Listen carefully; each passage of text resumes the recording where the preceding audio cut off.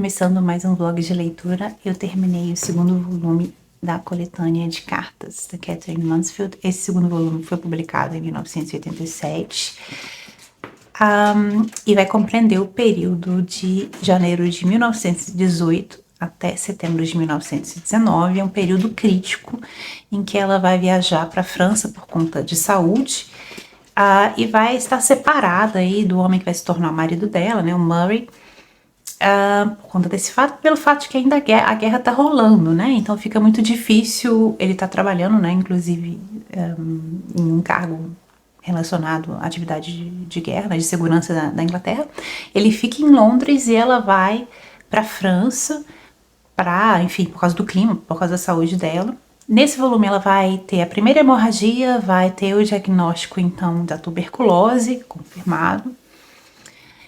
O volume inicia com ela com muita esperança de melhorar de saúde e vai terminar em setembro de 1919, já com ela num estado muito ruim. Ela tinha voltado por pouco tempo para a Inglaterra, lá ela se casa com o Murray, ela conseguiu se divorciar do primeiro marido, se casa com o Murray, eles ficam pouco tempo juntos e ela já vai de novo viajar, dessa vez para a Itália, por causa da condição de saúde. Então eles ficam um pouco tempo juntos, vão continuar separados no próximo volume.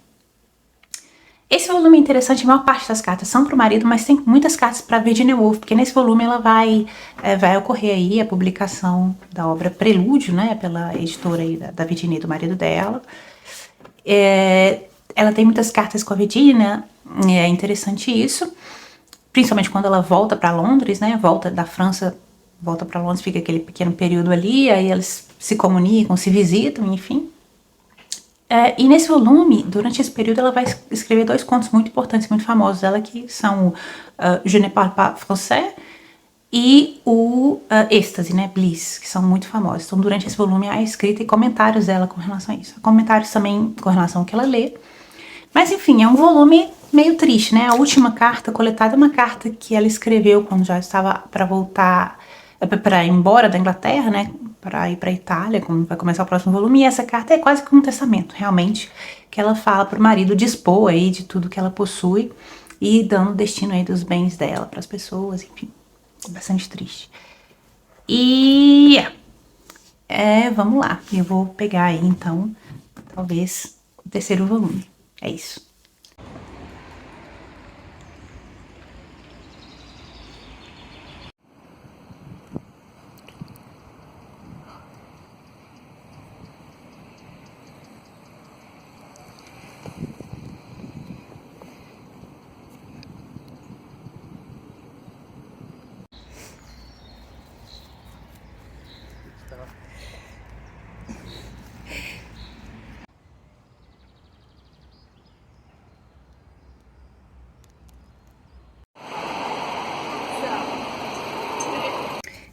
Aquisição recente.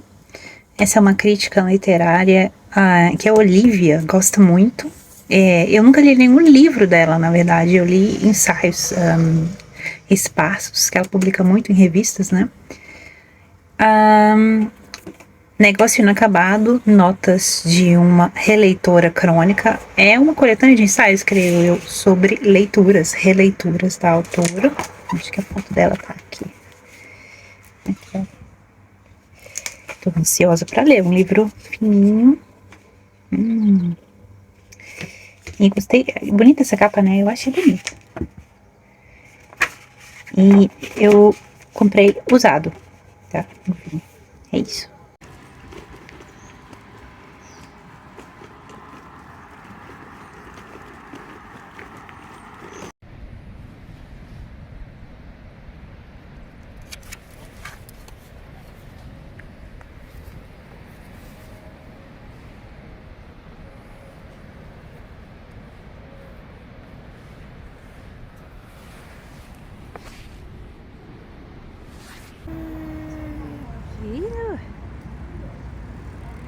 Tadinha. O cachorro gosta de ir na biblioteca. Aqui os livros que eu pego na biblioteca, eu tenho uma estante só pra guardar esses livros e eu coloco na ordem em que eles têm que ser devolvidos. Esses são os que têm que ser devolvidos mais rápido e esses foram os últimos que eu peguei, eu acho que eu mostrei pra vocês aí. Esse aqui já tinha começado a ler, já mostrei no Instagram tem um tempo. Tive que devolver antes de terminar, então esperei para poder pegar de novo e continuar. Uma biografia da Rima af Klint, que é uma pintora sueca, e a autora é uma jornalista alemã. Esse é um romance de uma autora aqui do estado, ele foi publicado ano passado e vai tratar de abuso familiar.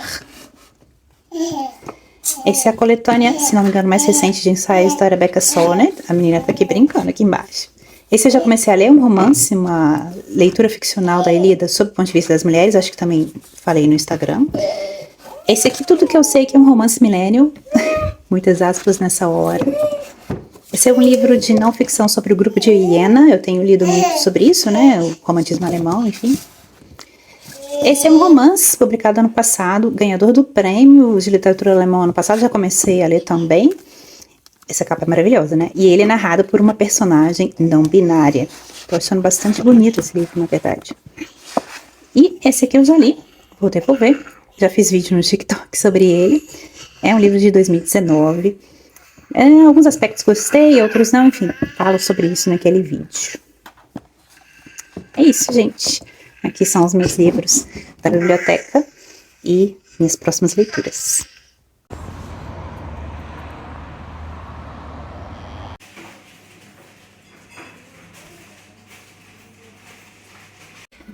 Blutbuch, romance ganhador do Prêmio de Literatura Alemão do ano passado. É narrado por uma pessoa não binária que escreve o livro como se fosse uma carta endereçada à avó por ocasião da perda de memória dessa avó. Essa avó tá perdendo a memória. E essa pessoa que narra a história quer se comunicar com a avó, não apenas lembrar do próprio passado, recontar a história sob a própria perspectiva, como contar tudo aquilo que essa personagem não foi capaz de contar em vida. E o livro, para mim, ele é forte nos aspectos em que ele explora a língua. Explora a língua como instrumento de poder, explora a língua como instrumento de memória, explora a língua como instrumento de construção da identidade, construção do passado, instrumento de travessia, de encontro. Kim faz brincadeiras de palavras, ou explora palavras com múltiplos significados, explora o alemão falado em Berna. Isso eu acho interessante também. O título, né, Blutbuch, ele vai fazer menção às árvores, né, Blutbuche, as faias de folhas avermelhadas, mas também literalmente livro do sangue, né, ou então talvez um árvore genealógica, então explora essa questão da busca por uma genealogia. Algumas partes do livro eu acho, assim, talvez querem quebrar demais um tabu, ou chocar muito e acabam reforçando esse tabu. Acho... Mas eu entendo que é um livro que busca um formato, né? Que explora vários formatos, nunca se fixa em um só registro. Às vezes nós temos a voz de uma criança quando há uma rememoração da memória. Às vezes a voz de uma pessoa adulta cínica, amargurada. Então eu acho bem interessante que o livro explora vários registros, mas não se fixa apenas em um deles. É isso, achei interessante ter lido.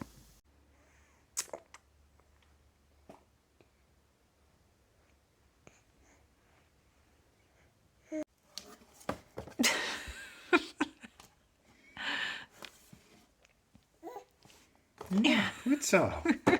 Zo doet mama dat ook. Oh, olha, ela quer ler o livro. Yeah! Isso, Nu, guardando o livro. Muito bom. Ups.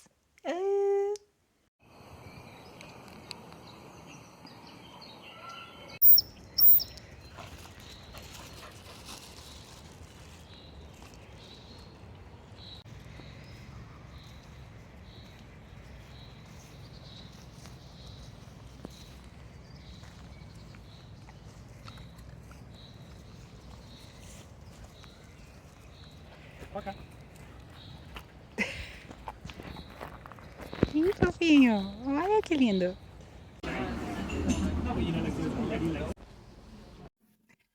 Uma Garota Tão Legal, Uma Garota Tão Boa, Uma Boa Garota é um livro publicado ano passado, 2022, e que foi categorizado nesse rótulo de literatura milênio e vai tratar de uma garota de seus 20 e poucos anos que tenta se firmar na carreira de cantora de ópera e para pagar as contas canta em um bar. Nesse bar ela conhece um homem mais velho, de seus 40 anos, rico, que trabalha no setor de finanças e começa a se envolver por ele. Esse livro é narrado por essa garota como se fosse uma espécie de confissão de culpa, digamos assim, porque vai narrar o processo de degradação dessa personagem por causa desse relacionamento. E aí vai ser uma degradação que vai envolver um relacionamento tóxico e relações sexuais violentas, tóxicas com esse homem. E o conflito entre esse relacionamento e a carreira, e como ela vai dando cada vez mais espaço para esse homem, passa a ser sustentada por ele e vai abandonando as oportunidades da carreira. Então é um relato de uma degradação moral e que vai discutir essa questão do poder, do controle por meio do dinheiro, da classe social e da sexualidade feminina. Eu acho que a autora constrói muito bem diálogos, o livro é bem montado quase todo em diálogos que não são marcados, não tem aquela marcação das aspas ou do travessão, não, mas são diálogos, acho que deve funcionar bem como audiolivro, não sei.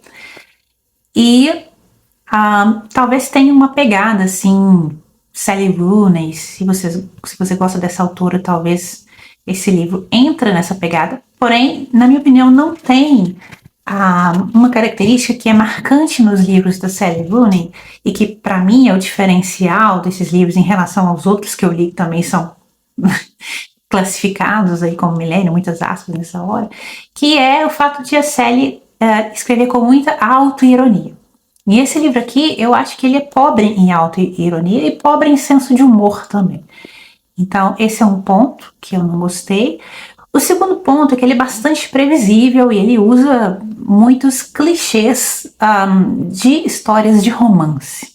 Inclusive esse clichê da mulher se apaixonar por um homem rico e violento, né? Você vai encontrar isso até em 50 Tons de Cinza, né? Então, o uso desses clichês e a previsibilidade da história, então, não gostei. E o fato de que e isso é bem presente nessa literatura milênio, uma moralização no final, porque a questão é construída como um conflito entre a voz dela, a arte dela, a carreira dela e esse relacionamento marcado pelo sexo, e construído como um crescimento que vai mostrar essa mulher, então, voltando para a arte, encontrando a própria voz novamente, voltando para a própria carreira e abandonando a sexualidade, digamos assim, ou tal como ela havia sido expressada nesse relacionamento. Então é uma certa moralização da história. Nós temos sexo violento, nós não temos prazer, e nós temos aí a construção da personalidade ou do crescimento da personagem com base na ideia de trabalho e carreira. E o total abandono dessa discussão do afeto e da sexualidade feminina, isso é relegado como um aspecto negativo e expressado negativamente de forma violenta. Então eu acho que há uma certa moralização, algo que também é muito presente na literatura millennial, né? Essa questão de uma personagem mais nova que se encanta por um personagem rico, né? Então essa idealização da riqueza e do dinheiro e do poder que isso oferece. E de certa forma a jornada da personagem, ela não deixa de ser em busca de dinheiro, né? Em busca de realização nesse aspecto financeiro. Então, isso nunca é questionado, enfim, esse tipo de fixação no poder e no dinheiro. Então, eu acho que ele representa relacionamentos de forma simplista nesse caso. O que eu acho muito comum em uma certa literatura que é classificada como millennial. Há muitas aspas aí nessa classificação. Vocês sabem que eu acho essa classificação complicada, porque, assim, eu sou categorizada como uma pessoa que pertenceria a essa categoria, mas não me vejo representada por essas obras, assim. Eu e a vida dos meus amigos, ela foi bastante diferente do que a vida dessas pessoas, e os nossos problemas, eles foram bastante diferentes do que os problemas dessas pessoas. Enfim, mas uma reação pessoal aí com relação a essa categoria, que é mais uma categoria de marketing, né? Meio que os livros querem entrar nesse bonde da Sally Rooney aí. Mas eu gostei, como eu disse, da forma como a autora escreve diálogos. E achei interessante ter lido. É isso e até mais. Tchau. Aqui, um livrinho que a Nuke ganhou. Esse é um clássico. Será que eu posso chamar de clássico? Da literatura infantil. Originalmente ele é escrito por um autor alemão, um ilustrador alemão. Publicado em 89. Então, assim, essa geração de crianças, que foi a minha geração, esse livro talvez tenha sido um clássico, não sei. Sobre uma pequena topeira que quer saber quem fez cocô na cabeça dela. Esse é o título. E aí a história...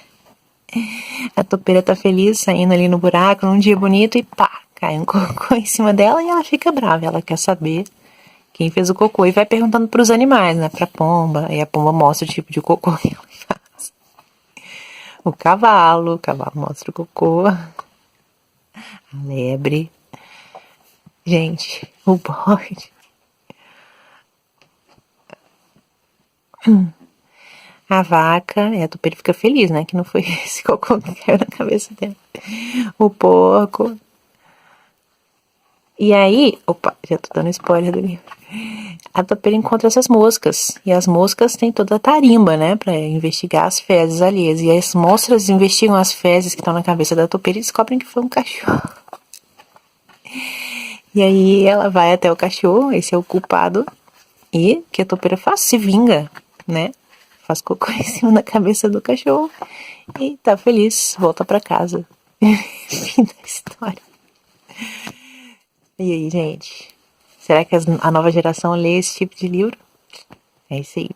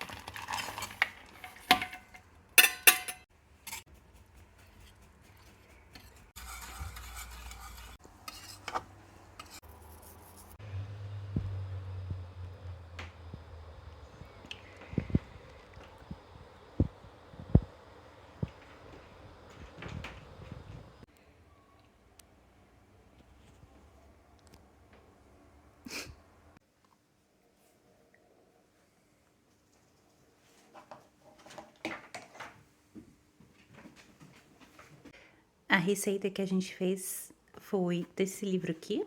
A Ista, ela foi ajudante do Ottolenghi, né? Vocês estão cansados de ver livro do Ottolenghi aqui, de receita que a gente faz. E a receita tá na página 265. Tá aqui a receita. E, olha só, era pra ser desse jeito a torta. É isso aí.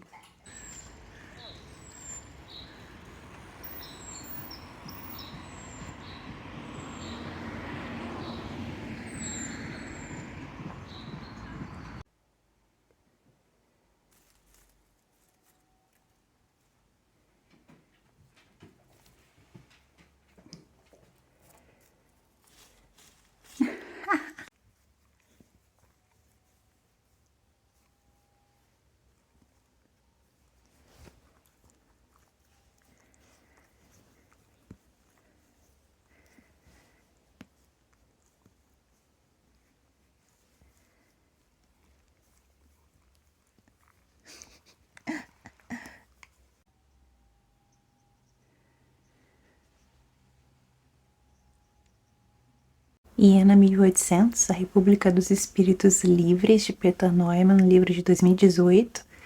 Anterior ao livro Rebeldes Fabulosos, de Andrea Wulf, que eu abordei em alguns vlogs, vai tratar da mesma matéria da Andrea, que é o grupo de Iena, os, digamos, primeiros representantes do romantismo alemão, pensadores do romantismo alemão, as figuras tradicionais. Ele o faz, porém, de uma forma um pouco diferente. Primeiro, que a obra é mais concisa. Segundo, que ele não cita diretamente as cartas consultadas, né, as fontes primárias. E ele também faz, de capítulo para capítulo, saltos no tempo, né? Em uma cena, em um capítulo, o personagem já morreu, no capítulo seguinte ainda não. Enfim, esse tipo de salto no tempo. Não é uma narrativa rigorosamente cronológica. Mas eu acho que eu achei mais agradável esse livro, talvez porque o livro da Andrea, ele é muito cheio assim de fofocas, de citações literais. Ele também vai pulando de uma figura a outra de uma forma um tanto não fluida. E a Andrea deve ter tido alguma dificuldade para escrever. Eu acho que ela fala sobre isso, né? Porque ela escreveu durante a pandemia, então a consulta a algumas bibliotecas às vezes ficava inviabilizada, porque as bibliotecas estavam fechadas ao público, enfim, talvez ela tenha tido esse tipo de dificuldade. O que eu gostei nesse livro, primeiro, é a concisão. Ele também pula de uma figura a outra, tal como a Andrea, mas eu acho que de forma mais fluida. E um jeito de narrar diferente, porque ele usa de técnicas ficcionais para contar essa história.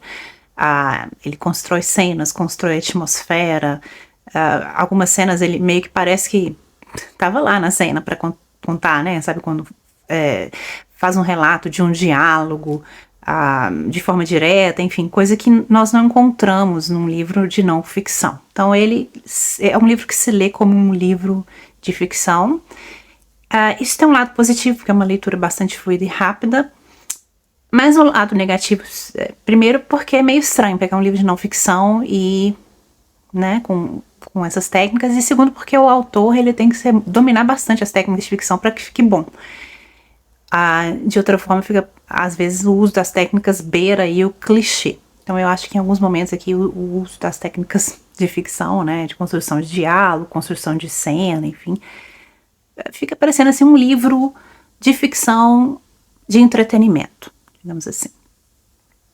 E eu acho que, não sei se é o que eu esperava desse livro de não ficção, mas enfim, achei que a leitura foi rápida e fluida e acho que complementa o livro da Andrea, o livro Senhoritas da Universidade, né, que eu relatei no blog passado, eu acho, enfim, vai entrar aí para as minhas leituras sobre o romantismo alemão. Voltando aqui, outro livro que eu peguei na biblioteca, O Silêncio das Mulheres, um livro de 2018, que é uma leitura ficcional da Ilíada sob o ponto de vista feminino. O livro é narrado por Briseis na maior parte das cenas, e a partir da segunda parte, essas narrações da Briseis são intercaladas com uma narração em terceira pessoa, sob o ponto de vista do Aquiles. E uma questão interessante que eu achei desse livro é que o Aquiles é uma figura fascinante, né? Ela nunca diminui em nenhum aspecto dele. E ela trabalha todos os aspectos contraditórios dessa figura. Eu achei interessante. E a voz da Briseis é muito gostosa também. Muito assertiva.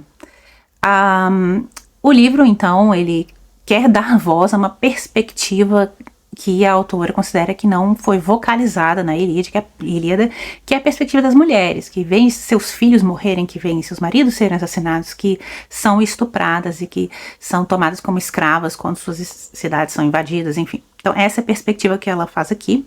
Ela suplementa, né, a narrativa também com as Troianas de Eurípides. A história tem alguns anacronismos, especialmente na linguagem utilizada, alguns aspectos de cenas que ela usa que não eram recorrentes, não existiam ainda na Grécia Antiga. Mas é um livro bastante fluido, bastante gostoso de ler, enfim, ela consegue a proeza de não ser didática e de construir uma personagem interessante como Briseis. Aquela cena mais famosa, né, bastante forte do Príamo, quando percorre aí o campo do inimigo para pedir a Aquiles o corpo do filho, né? Vai pedir para o homem que matou o filho o corpo do filho. Essa cena é bastante marcante aqui, e aí a autora vai fazer uma frase que espelha a frase do Príamo. O Príamo fala, né? Talvez eu seja o único homem que vai beijar as mãos do homem que matou o próprio filho. E aí, ou primeiro homem, enfim.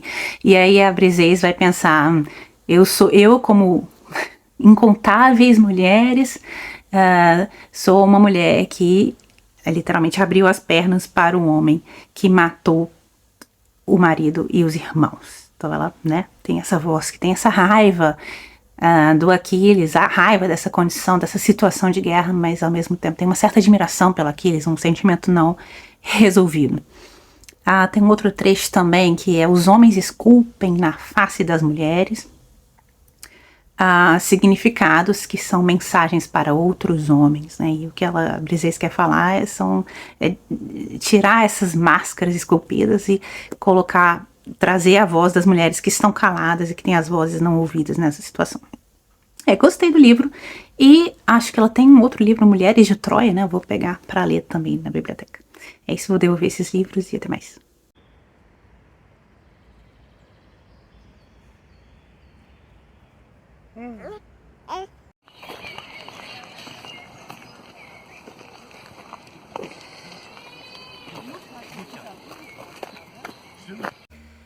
Terminei Departamento de Especulação, da Jane Offill, uma escritora bastante conhecida aí, né? Esse romance é de 2014. Eu peguei na biblioteca porque me foi indicado como um romance em que há a representação de uma mulher que tenta conciliar produção artística e maternidade, especialmente maternidade nos primeiros anos de vida aí da criança, do bebê, enfim. Esse livro é muito mais que isso, né? Ele vai traçar a história de um casamento, de um relacionamento, e dentro desse relacionamento, claro, essa maternidade, essa parentalidade de uma criança pequena. O livro, o que eu achei interessante é a forma como ele é escrito, de forma fragmentada, quase como aforismos ou trechos de diário, enfim, vinhetas, em que a personagem narradora vai expor essa história desse relacionamento, desse casamento e desse estado de coisas, de ser mãe de uma criança pequena e querer produzir arte. Essa forma fragmentada eu achei interessante porque espelha o que é essa produção de arte na condição de mãe, né? Que é uma condição em que seu tempo é fragmentado, a sua atenção é fragmentada, então eu acho que a forma espelha muito bem essa situação da personagem. Embora seja um livro assim um tanto claustrofóbico, doméstico, muito pontual, né, numa história muito específica de um casal, enfim, de uma família, ele se expande também por causa dessa forma, porque a autora alterna trechos em que a narradora conta a própria história, enfim, cenas curtas da própria história, com trechos em que ela acrescenta informações muito específicas de fatos exóticos, citações de autores conhecidos, de filósofos, enfim. Então, e esses trechos, eles encontram ressonância nas cenas narradas, vividas pela personagem, e expandem essas cenas. E esse processo de ressonância se dá por analogia. Eu achei muito bonita a forma como essa escritora fez isso. É um livro que tem um senso de humor muito, muito interessante, é muito tocante em determinadas cenas, muito terno. Então, gostei bastante desse livro e tô procurando livros com essa pegada, seja de ficção, seja de não ficção, de mães falando sobre a própria experiência de serem artistas, serem escritoras e conciliarem isso com a maternidade, especialmente a maternidade de crianças pequenas e de bebês. Se vocês tiverem indicação, aceito. E vou terminar então esse vlog agora e vou mostrar as minhas leituras atuais. É isso. Tchau. Bom, quais vão ser minhas próximas leituras, né? Esse aqui eu já comecei, como eu falei pra vocês, é o terceiro volume da coletânea de cartas da Catherine. Esse aqui também mostrei, peguei da biblioteca, quero terminar essa biografia da Hilma. Esse aqui eu quero começar logo, que é um romance da Albertina Berta, né, escritora brasileira. E aqui eu tenho 2 livros que eu já comecei, mas que eles estão meio que na geladeira, sabe? Assim, comecei e larguei, estão aqui pegando poeira. Mas eu acho que eu quero continuar. Tô gostando dos 2, tá? Só porque outras leituras passaram na frente aí. Que é esse Grande Suíça, um lançamento desse ano, com um senso de humor bem torto, assim, do jeito que eu gosto. E esse aqui que eu já mostrei no vlog anterior e ficou empacado, que é o Brutus, também lançamento desse ano. São 2 livros com capas que eu acho interessantes, né? Bom, é isso.